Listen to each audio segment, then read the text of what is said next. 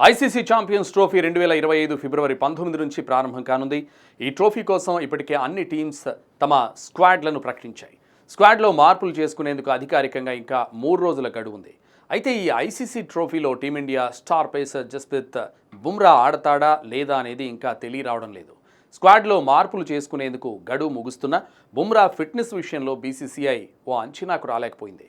Face గుర్రం ఫిట్నెస్పై BCCI waiting చేస్తోంది. ప్రస్తుతం జస్ప్రీత్ బుమ్రా జాతీయ క్రికెట్ అకాడమీలో ఉన్నాడు. ఎన్సీఏలో అప్పుడప్పుడు బౌలింగ్ చేస్తున్న అతన్ని బీసీసీఐ వైద్య బృందం నిరంతరం పర్యవేక్షిస్తోందని తెలుస్తోంది. బుమ్రా ఇప్పటికే జిమ్ చేస్తున్నాడని, మరో 2 రోజులు ఎన్సీఏలోనే ఉంటాడని క్రికెట్ వర్గాలు తెలిపాయి. గతంలో హార్దిక్ పాండ్యా విషయంలో వ్యవహరించినట్లుగానే ఇప్పుడు బుమ్రా ఫిట్నెస్పై బీసీసీఐ వేచి చూస్తోందని పేర్కొన్నాయి. ఛాంపియన్స్ ట్రోఫీ ట్రావెల్ రిజర్వ్లో యువ పేసర్ హర్షిత్ రాణా ఉన్నాడు. బుమ్రా స్థానంలో స్పిన్నర్ వరుణ్ చక్రవర్తిని తీసుకునే అవకాశం కూడా లేకపోలేదు. అయితే మరో 2 రోజుల్లో బుమ్రా ఫిట్నెస్పై పూర్తి స్పష్టత రానుంది.